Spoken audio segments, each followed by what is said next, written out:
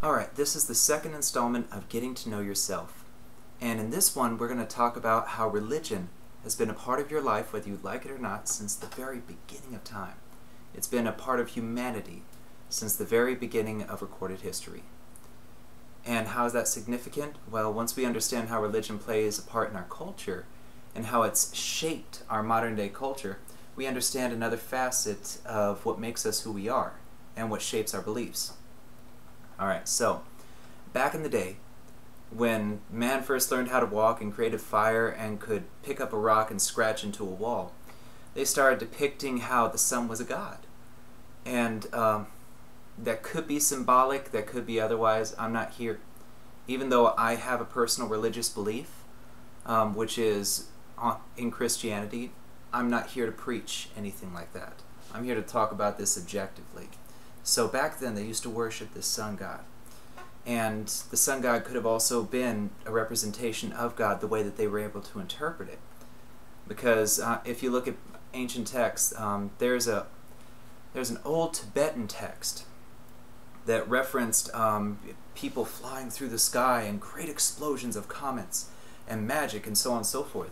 And if you look at the area of Earth around where this was supposed to have been depicted, archaeologists in the past several years, about 3 years or so, have found that there's still residual radiation over in that little section of the world, and it looks like, once they excavate the area, it looks like there could have been a nuclear blast. So the way that they were able to describe things back then so that they could understand them might have been different than the way that we interpret them. I'm not saying there was a nuclear blast back in the day. I'm just saying the way that they spoke and made drawings and writings, we would interpret it completely different than they would, because they had a very limited vocabulary and a means by which they could communicate. So, going back then, we as humans have the need to place meaning to everything. We have to have meaning for our lives because we have to feel self-important. We have to say, okay, there is a meaning for us to be here. And so what these original humans did was they externalized their belief system. They externalized their need to feel like they have a purpose into a god. Okay? And that's not to say whether or not there is a god or not. But these original humans, in many different cultures, they have a lot of similarities. And they started talking about gods, and they started naming different gods for different types of emotions and different things that humanity does by nature. For example, violence. We had several different gods in every culture for violence. Norse religion, Eastern religions, you name it. Okay, and we place this whole God thing out there because once we speak about, once we have a God, we have a purpose, because now we've got a guiding hand and we've got a reason for being here. Okay? Something higher created us, put us on this earth, and that was our understanding. Now, the way that it got interpreted over the years is the more, I guess you could say, the better human qualities were interpreted to be what humans should be, and then the negative qualities, they were only exploited by very few people. For example, if we go back into the Aztecs, they exploited the negative side of humanity, our desire for destruction, for seeing things destroyed, which we still have today. In fact, I believe the exact term for seeing a hero fall is Schadenfreude. And when we're looking at our need to see things fall, we look at these Aztecs, and they were so consumed by their leaders, their priests, who spoke to God, who understood God, and said there must be sacrifices. Okay? That's why they followed him, because they couldn't interpret it, but these people over here were so enthusiastic and so passionate that they were able to convince the masses. And if we look back into different sections of history, we see the same thing. I mean, the Catholic Church. I mean, it's a well-known fact that the Catholic Church has changed aspects of the Bible. Okay? I may be criticized for it. Forget those people. Alright? It's a well-known fact, and it's something that they even keep a record of if you ever go into the Vatican vaults, because they have an amazing library that nobody ever has access to. But going back to I digress, the Catholic Church, what they did was, originally when they took over the Roman Catholic Church, most people were illiterate. They believed in God, that we've always believed in God, but now God has a direction. He has a book. But most people were illiterate. They couldn't read. In fact, even before the Roman Catholic Church became a massive force in the world, there was a Bible, and it wasn't even a Bible, it was a collection of books, and there was one teacher per the entire, the entire city, or not the city, but village. There were more villages back then.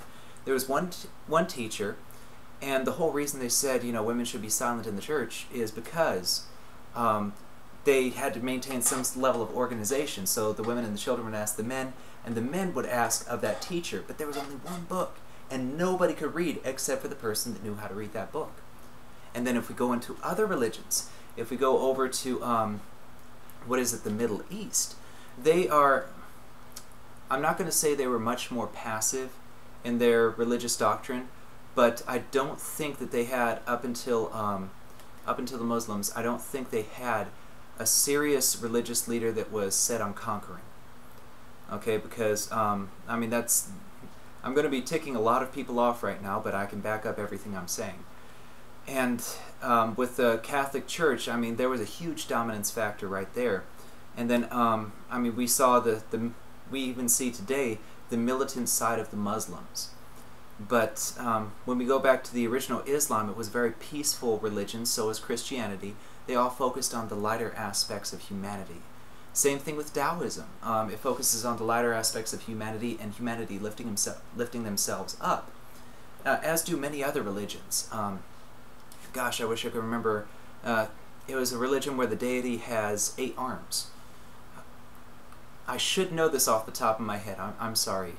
Normally I just boom right off the top, but it's another Eastern religion towards the Middle East, and that god was actually a god of war, but at the same time that was also during an era of war when somebody could capitalize on it. So you see these religions, and the basis of most of these religions are peace, are the better qualities of life, and then we see later on these people change it. A few select individuals change the whole scheme of things and start wars. Now, why is this significant? We have in ourselves a need for dominance, a need to be alphas, okay? This is the alpha-beta mentality thing. Because if we're an alpha, if we're in control, if we have more power, then we are more secure in ourselves, plus it's natural for us to want to be more powerful than somebody else. And so we've seen a few corrupt people in the past that, for example, the Crusades. Crusades, very, very misguided. A lot of the actions taken during the Crusades were completely unbiblical, and by many journal accounts that I've studied up on, people knew it was not biblical, but because they had the affirmation of the Pope, and they had the affirmation of cardinals, bishops, so on and so forth, they followed what they knew was wrong. So we have our natural So on the one hand, we have our natural tendency to believe in a God because we have to put purpose to our lives. And then on this other hand, we can't speak to God, but there are some people with such fervor that, or with an established religion, that can speak to God, which guided these people back in history.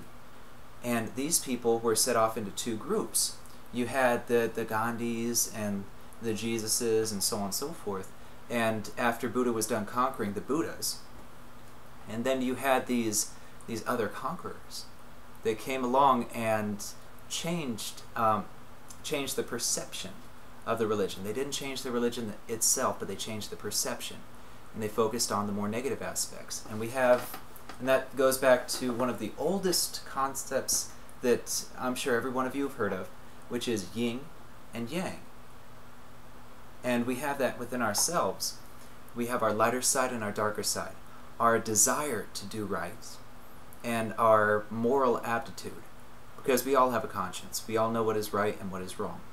We are taught by culture how to interpret right and wrong.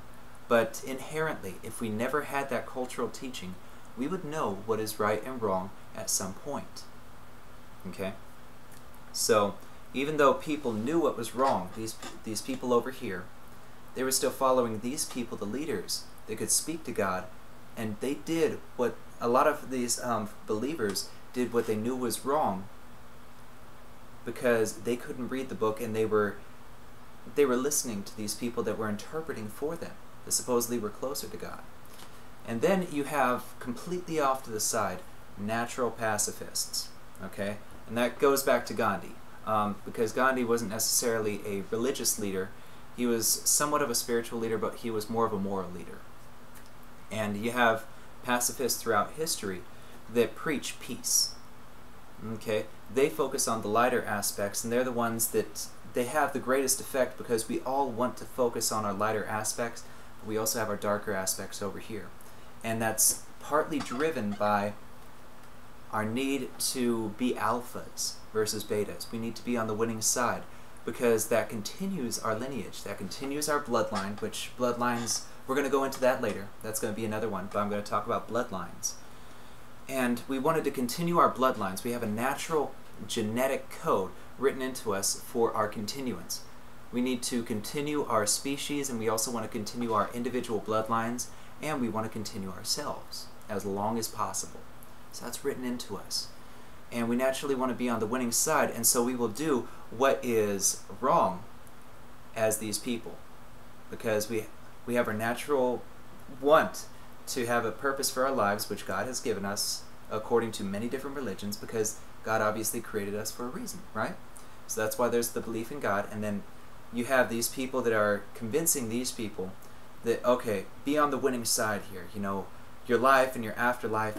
Because with the afterlife concept, what's really cool is we want to believe that we're going to continue on so much that every religion has some sort of afterlife, reincarnation or heaven or whatever you wish to call it, Valhalla. You know, if you want to go back into to some Eastern European religions, or just plain European religions. I think it's Eastern, but I may be wrong. And so we have this natural tendency, but we still want to do right. We still want to follow the pacifist means. It's a combination of our yin and our yang. And what determines a lot behind our yin and our yang is how we grow up. And that's the culture around us. Well, the culture around us was shaped by religion. Believe it or not, the culture around us was shaped by religion. Okay?